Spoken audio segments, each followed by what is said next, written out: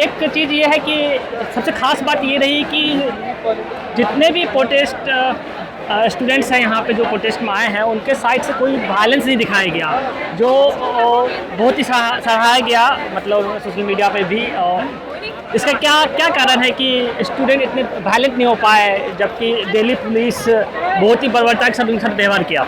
जो आपने बात कही ना कि स्टूडेंट के पास कोई वायलेंस नहीं स्टूडेंट्स ने दिखाया, हाँ। तो स्टूडेंट्स जो है कहाँ से बेचारा वायलेंस दिखाएगा। वो जॉन एलिया का एक शेर है कि मेरे कमरे को सजाने की तमन्ना है तुम्हें, मेरे कमरे में किताबों के सिवा कुछ भी नहीं है। स्टूडेंट बेचारे के पास जो है कुछ चंद किताबें होती हैं, तो किताबें कहाँ तक वायलेंस कर सकती हैं। लेकिन ये बात भी सही तुम्हें बता दूँ, मैं आपको बता दूँ कि इन्हीं किताबों को पढ़ के तो ये जो है बड़े बड़े जितने भी इनकलाब आए हैं दुनिया में, वो इन्हीं किताबों से पढ़ के आए हैं। हाँ, ये बात सही है कि स्टूडेंट्स ने जो है यहाँ पे बिल्कुल अनाम हैं, और स्टूडेंट्स होते भी अनाम दिए, ठीक है। हाँ, उनके पास अगर ताकत है, उनके पास अगर कुछ वेपन है, तो उनके पास किताबें वेपन है, जो उन्होंने पढ़ा है वो उनका वेपन है, ठीक है। उनके पास कोई लाठी नहीं है, कोई बंदूक नहीं है, कोई टीयर गैस के शेल्स नहीं है, ठीक है। तो वायलेंस तो बिल्कुल नहीं है, लेकिन एनर्जी और इंथुसियाज्म जो स्टूडेंट्स का है वो हमें बहुत आसमान पर आज नज़र आ रहा है। यस। तो क्या सिर्फ ये हम बोल सकते हैं कि ये आज भी गांधी का देश है और यहाँ पे आज भी जो है अहिंसा की बात होती है? हिंदुस्तान हमेशा से ही गांधी का देश रहा है, from the time in memorial, ठीक है। आज भी हिंदुस्तान जो है वो गांधी का देश, और कुछ लोगों को यही बात जो है वो पचती नहीं है। हिंदुस्तान की पहचान ही गांधीइज़्म है, हिंदुस्तान की पहचान ही अम्बेडकरिज़्म है, ठीक है।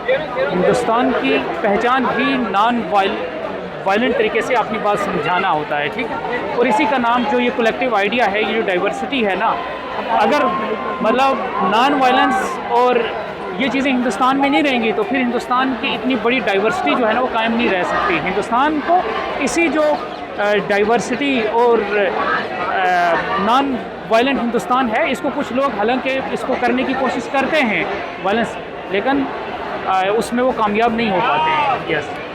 और यही एक रीज़न है, कि फिर जब स्ट्रीट्स में वो लोग नहीं कर पाते हैं, तो फिर वो एजुकेशन जो एक बेसिक चीज़ होती है किसी भी सिटीज़न के लिए, किसी भी सिस्टम को चेंज करने के लिए, फिर वो एजुकेशन सिस्टम को ध्वस्त करने की कोशिश करते हैं, एजुकेशन सिस्टम को करप्ट करने की कोशिश करते हैं, और उसी के अगेंस्ट जो है देश का नौजवान वो खड़ा हमें नज़र आ रहा है। यस।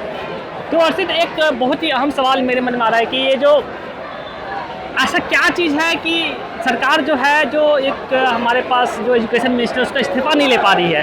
कुछ तो कारण होगा कि जो इस्तीफ़ा वो नहीं ले पा रही है ऐसे इतने बड़े प्रोटेस्ट के बावजूद।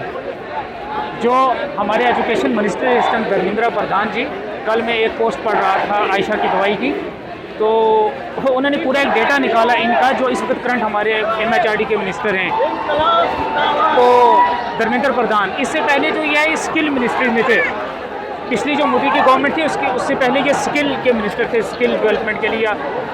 लेकिन हम देख सकते हैं कि स्किल कितना बढ़ाया है इन्होंने, देश में स्किल तो है नहीं कुछ, तो अब एजुकेशन सिस्टम को करप्ट करने के लिए कुछ तो इनकी मजबूरियाँ रही होंगी कि जो ये स्टूडेंट और पूरी जो नेशन है, वो कहा जाता है ना, voice of the people is the voice of God, तो ये लोगों की आवाज़ भी खुदा और भगवान की आवाज़ है।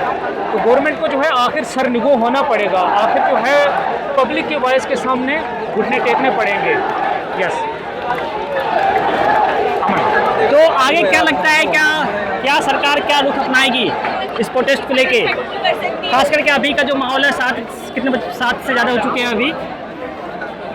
आगे का तो हम बोल नहीं सकते हैं, लेकिन स्टूडेंट्स का जो आक्रोश है वो हम आक्रोश भी, एनर्जी भी और कॉन्फिडेंस जिसको बोला जाता है, वो हम आसमान पे देख सकते हैं। लेकिन इस बीच सबसे अहम बात ये भी लग रही है कि जो भी जितने छात्र हैं यहाँ पे, उन लोगों का उत्साह कम नहीं हो रहा है। उन लोगों का उत्साह जो है इस खास करके लाठीचार्ज के कल के इंसिडेंट के बाद जो है और भी बढ़ा है।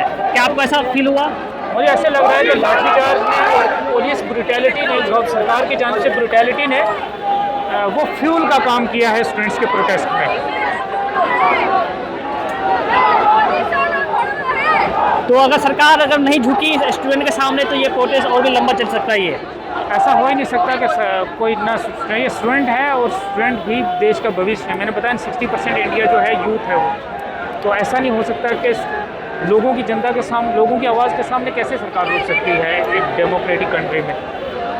ओके, आप कुछ बोलना चाहते हैं? आप मैम?